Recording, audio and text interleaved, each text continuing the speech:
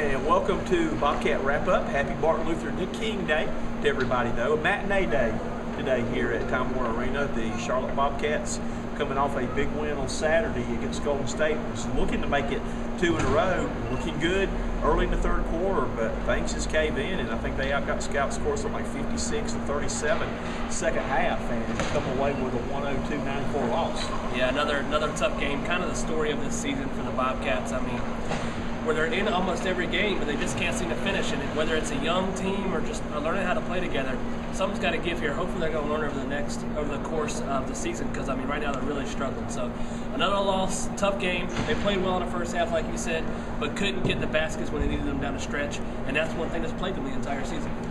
Again, outstanding game today for two Bobcat killers, that Kyrie Irving with a huge game, and Antoine Jamison, Charlotte native right here, comes back to haunt the Bobcats too. Yeah, we've already seen those guys twice this year, one at home, one on the road. They beat us both times, and those two guys, like you said, Irving and Jamison, have been the reason why they've been killing us this year. And you can tell that Irving definitely deserved to be the #1 pick, and he's showing it this year. Bobcats went with a small lineup again today. And again, Paul Silas said that's what he wants to stick with. I like it because they had the running game going to high gear third quarter. Looked good really quick and all. But, you know, some shooting woes. Again, free throw shooting today. They make the free throws, they win this ball game. Yeah, a couple of mistakes. They really got it going towards the end of the first half where they got out to an 11-point lead. But like you said, only shooting 53% with your free throws. And then in the second half, I don't know what happened, whether it was an adjustment that Cleveland made or whatnot, but just no movement on the offensive end. The ball kind of just stood still right there. Nobody was moving.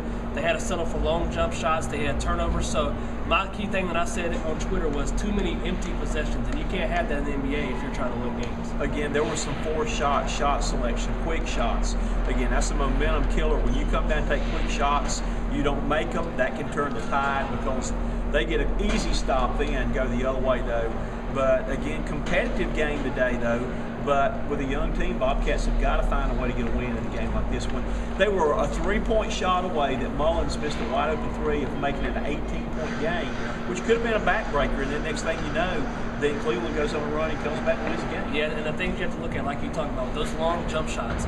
Cleveland outscored them 21-5 on fast break points. So when you take those long jump shots or you turn the ball over, it creates easy baskets for the other team when they're in, and that's what Cleveland did today. So that's one thing a young team has to learn, because you're seeing that where there's not enough movement, or there's too much movement, there's one extra pass where somebody should have took the shot. So you can see this team trying to learn together, and it's early in the season, so it is going to take some time.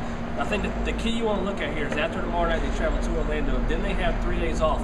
It'll kind of be their longest stretch off since the season started. So I want to see what they can do with those days off, kind of get some practice, see if they can learn together, and then maybe they can come out with a nice little run after that. DJ Augustine with a huge first half, 19.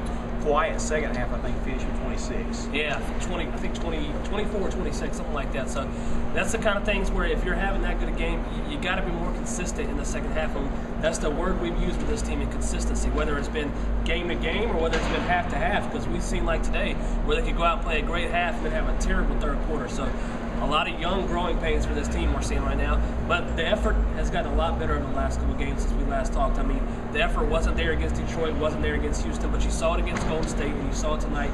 Effort's there, I think maybe because of the lineup change, but so starting to see some stuff growing, but a long way to go. Again, you're seeing two guys who probably two of your veteran players are not playing a whole lot right now. Boris Diaw not starting, really still not doing a whole lot though, but Tyrus Thomas, I don't know what's going on with him. He's in a funk right now that actually White came in, played well going down the stretch, had double digits, and when the game's on line, they had White in the game rather than Tyrus Thomas. Yeah, and if I'm looking at that right now, if I'm Coach Silas, I know he wants to get Tyrus out there. Tyrus does make good plays on defense, but he is in a funk right now on the offensive end. When you have 0 points and 1 rebound in a game where you start, that's not a good line. I honestly would prefer to see DJ White start over Tyrus Thomas. I think he's earned it. He played 31 minutes tonight. He had 15 points on 7 of 9 shooting, so he's efficient. He's not out there forcing up shots, and he gels well with the offense. So I would rather see DJ White start. I think he's more consistent, and I think he's earned that, seeing his playing time over the first quarter of the season. I know it's still early in the season, though, and I think what Paul Silas is still saying, he's still learning who he needs to put out there, combinations. I like the combination he's got right now.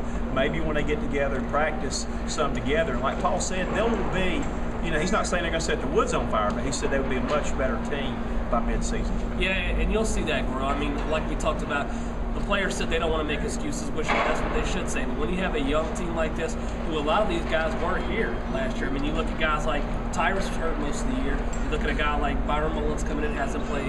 Kemba Walker's a rookie. Bismack's a rookie. So all these new guys coming in, trying to get integrated with this offense and with this team, you're going to have these growing pains. And I know a 3-11 record is not what the players wanted to see or the fans wanted to see, but I think you'll see better basketball from this team and probably some more wins as the year goes on.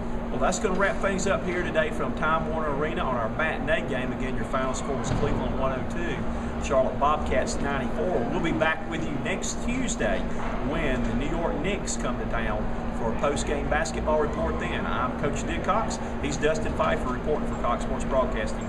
We will see you next Tuesday.